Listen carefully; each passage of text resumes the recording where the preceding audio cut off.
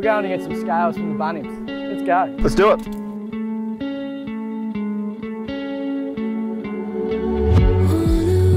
Scales, Jared, where are they? Don't know. Good find. We're going to find them. We're going to find scales, Jared. I'm thinking my bike's going to be about 12 kilos lighter. That's my bet. Yours are going to be 10 kilos Heavier. Heavier. Alright, I'm going 12. Accurate. Alright, let's get some scales. Let's go, yeah. We got some scales, as you just saw. Yep, we went to Bunnings, bought the world's cheapest scales. $8. Bargain. First off, I suppose we're going to weigh the bikes and see how they weigh in their current form. So just to be clear, the bikes are running the exact same wheel set, so 21, 18. We're both running a 58 tooth sprocket, both running a KO RS motor, also running an EBMX 72 volt 42 amp hour battery. They're very similar for the use case scenario of these batteries in years, so they should be pretty close. My battery would be a little bit older in this bike. Truett's one would be a little bit newer. Truett gets a bit more ride time than me, so he'd probably have more cycles on his slightly. But generally, everything should be, the setup should be identical. The only real difference we have is swing arm and handlebars and front shock. Yeah, just little things like that. But let's weigh them. I'm guessing, as I said in Bunnings, 12 kilos lighter for my bike. Jared's saying 10 kilos lighter for my bike. We'll see. Okay, with our super cheap, accurate scales, we are 68 kilos, which is roughly 145 pounds.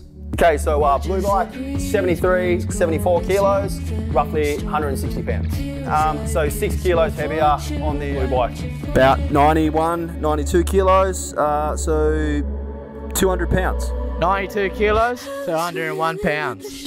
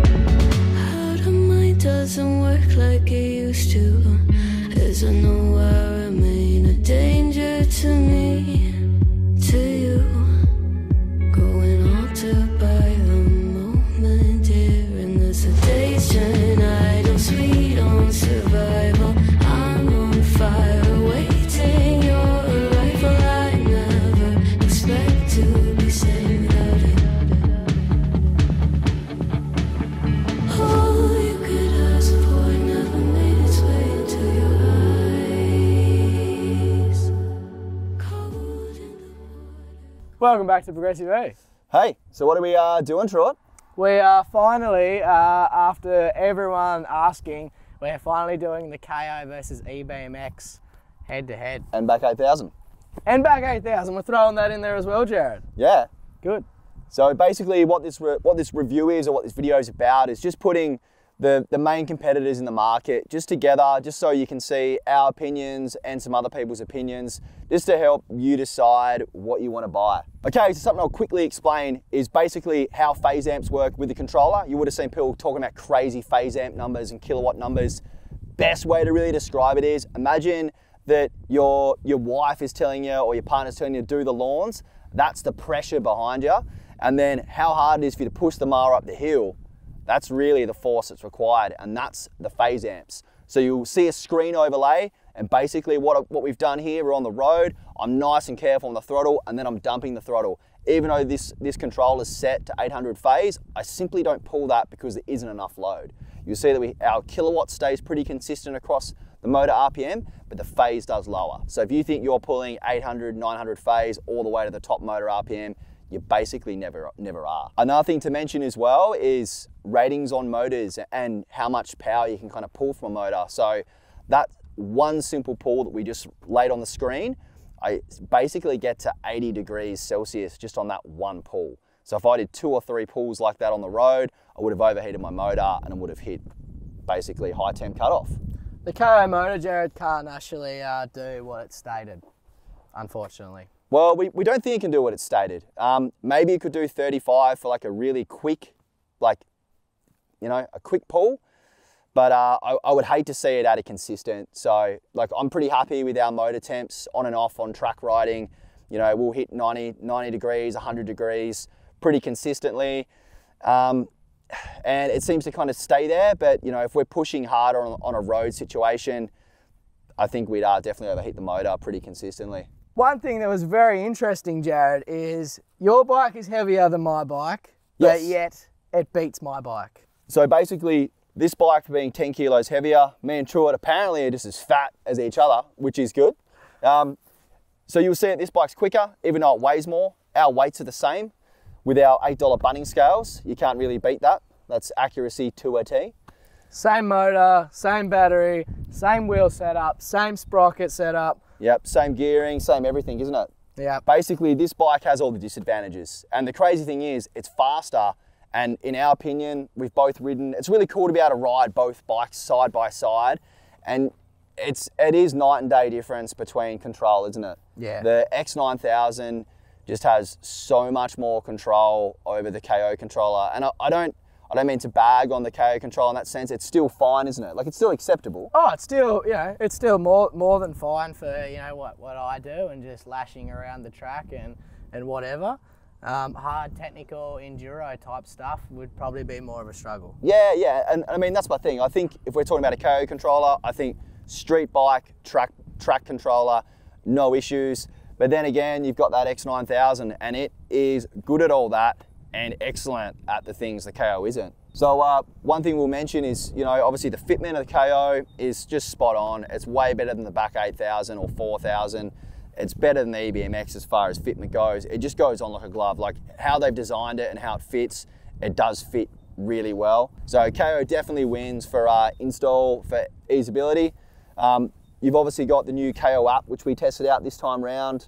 I think, do we like the app versus It actually works surprisingly well. Yeah, really all I did was bang in our throttle map and our throttle sensitivity and a few other things, but the actual hex file they're using is actually very, it's on par with what we were using, so yeah. Yeah, and we've tested basically the Pro controller in this round and also the Fspec controller as well in this round. So I think the Fspec is actually just a little bit smoother than your Pro controller, but nothing to really write home about. There's not a massive difference between them. So what you're going to see now is just some people's first reactions trying the X9000, trying the KO. We'll roll their opinions on the controllers now.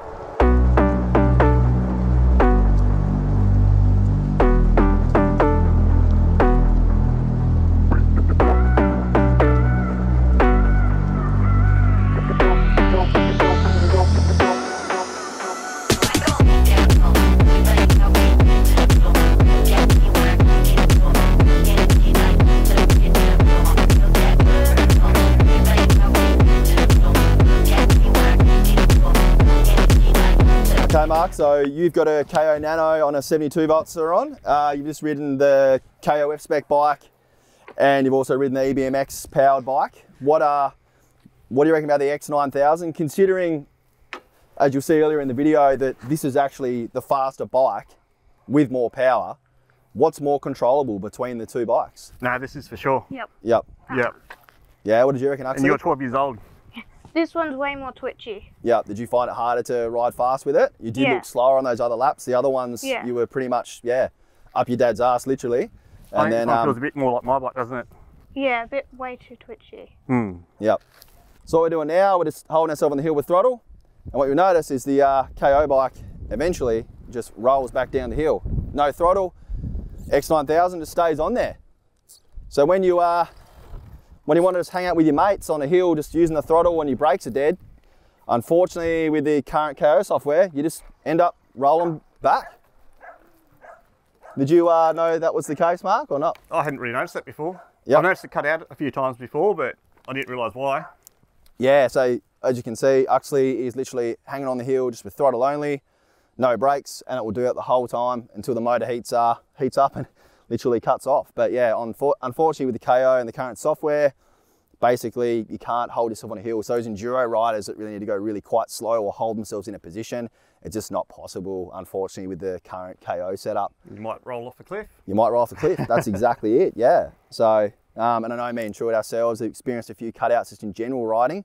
mainly really rough terrain. But yeah, this thing just keeps going. So actually you can probably power up the hill if you want to. Okay, actually, so you've ridden obviously the Nano bike, the KO Fspec bike, and the X9000. Can you just tell us how you think the throttle feels on each one of the bikes? This throttle is very controllable. Yep. So I can go slow or fast. This one's, I can go slow, but it's very difficult. And that one's just very touchy. Very touchy. Yep. Yeah, cool. So Mark, what's your opinion of throttles across, well, just generally control across all three different controllers that we have here? Yeah, that one's still the easiest to ride. As Zach said, you can go slow or fast and it'll do what you tell it to do. These two are a lot more touchy. I've tuned mine, so I know what it does. It does what I want it to do, but very different feel. And it can be very violent when you don't always want it to as well. Yep. And Truett's is pretty similar, I think, yeah. Yep.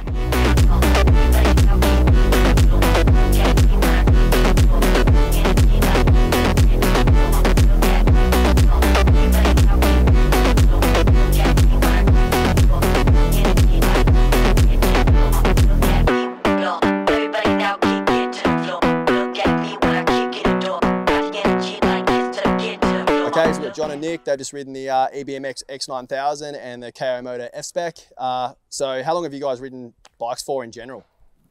How many years? I've been about 12 years. What about you, Nick? Yeah, probably 17 since I was like first being able to walk. Yeah, cool. That's good. That's some good experience. So comparing the KO, just as far as the control goes, so both these bikes are pretty much the same speed. The blue bike with the X9000 is a tiny bit faster. What's your feelings on both? So I'll start with you, John.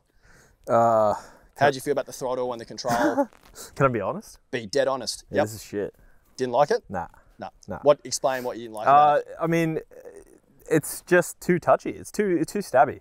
It could be better. It could be a lot better. And the fact that is better, it just makes no sense as to why it needs to be like this. There is no reason why. And would you say you were definitely faster on the blue bike? Oh, 100%. I was a lot more comfortable as well. Yeah. Yep. I don't see why it has to be this touchy when, I mean, realistically, that's going to be quicker and faster anyway. Yeah. Yep. It's just dig in more, but you have better throttle control on and off the throttle. It's not a switch. You can actually modulate it correctly. Yeah, cool. All right, so you just found it was better modulation on the X9000 versus modulation on the KO controller. Heaps. Like it's not even in the same realm. Yeah, cool. I honestly, if I was picking this up anywhere, I would have just thought that this is just something you buy off AliExpress and that's it. Like it was not what, if I saw this online and tried to buy it, it's not what I think it would be. Okay. Yeah, cool. That's good to know.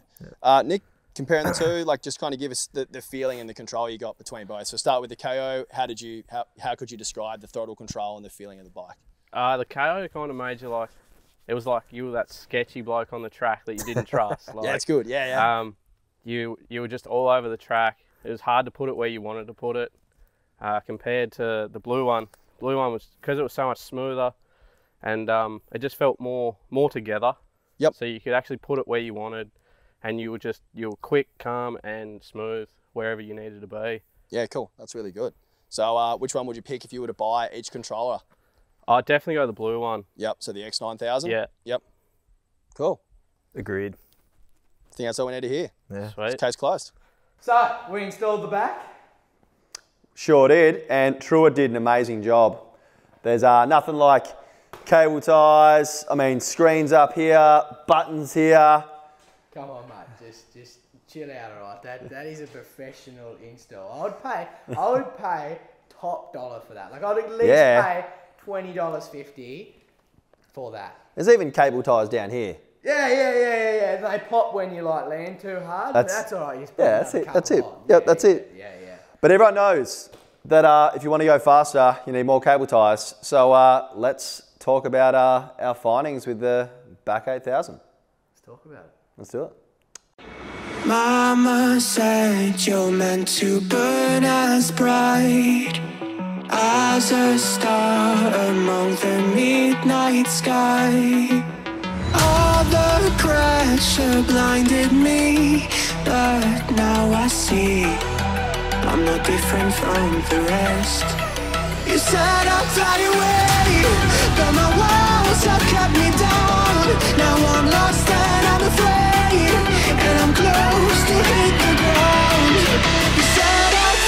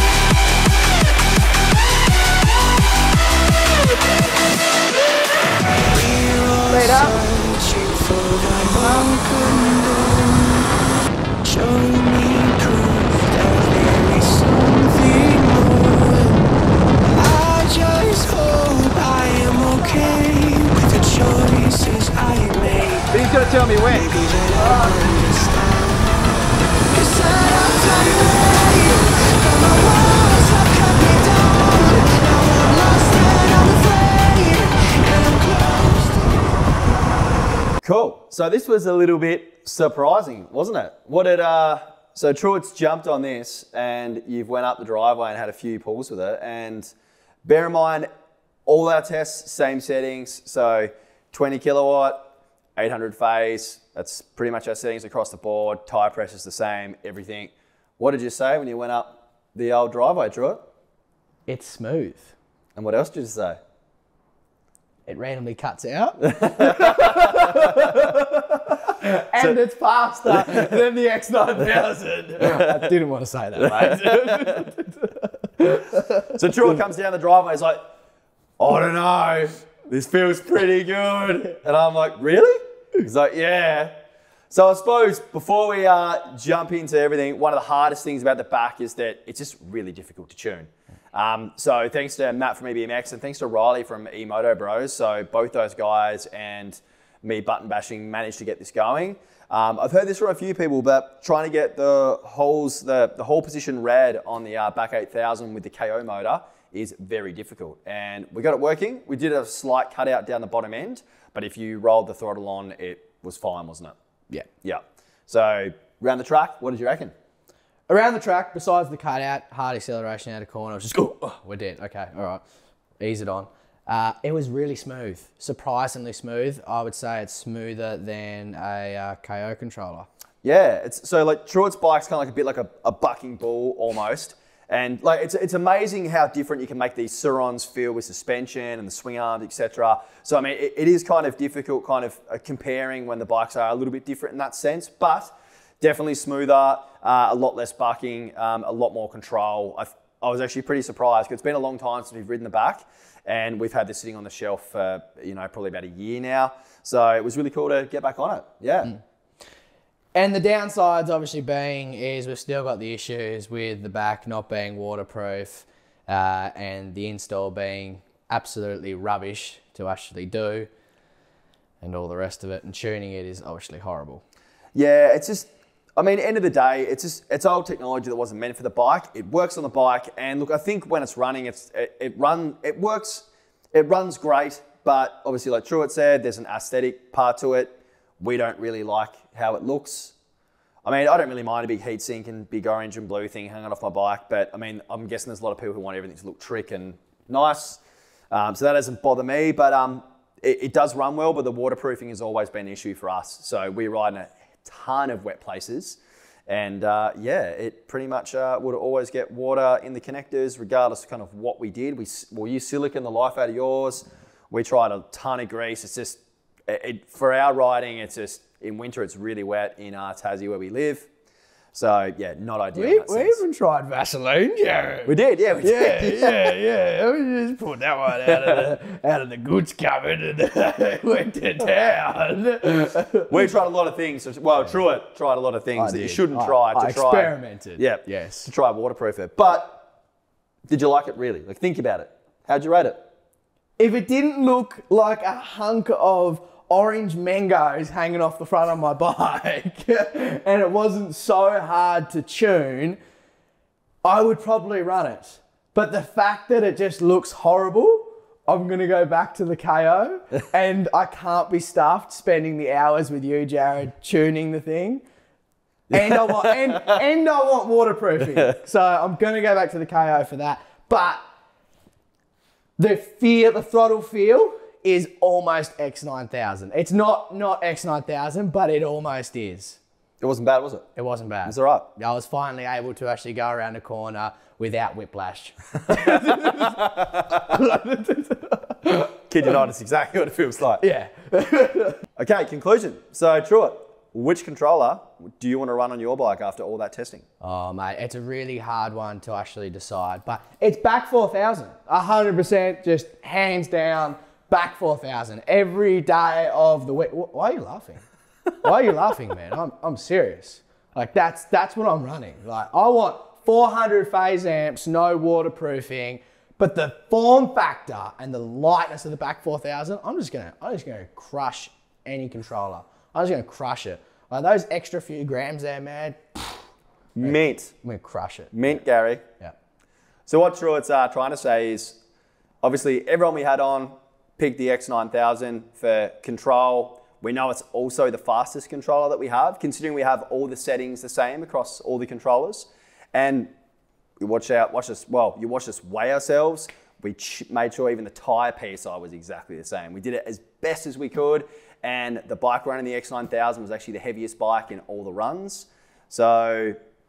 And a one. And a one. One consistently with flying colours. Yep. Yeah. With throttle control, with waterproofing, with sexy looks.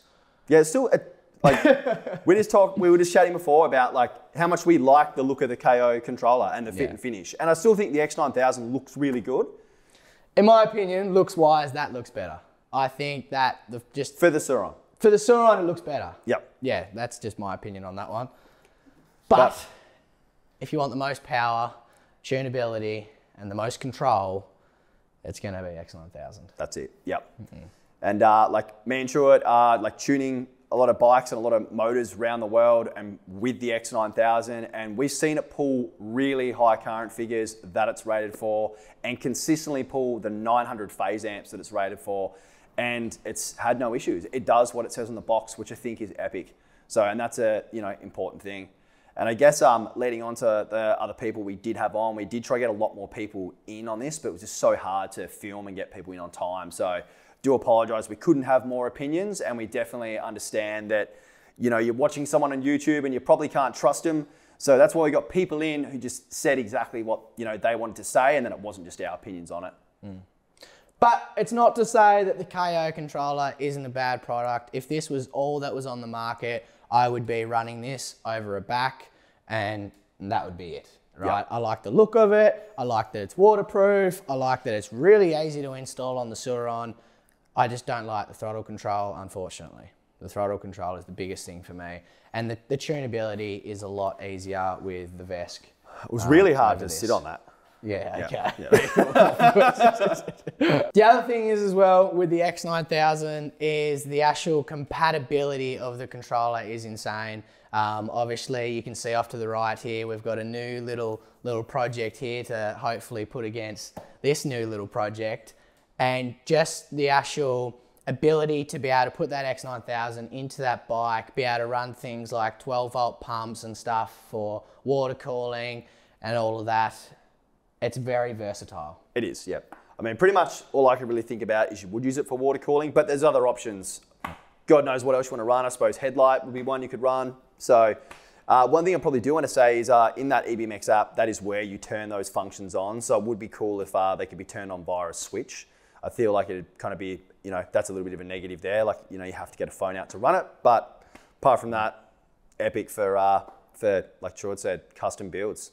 Yeah, obviously I'm not going to use that for a custom build like that. It doesn't fit the purpose, unfortunately. No, definitely not.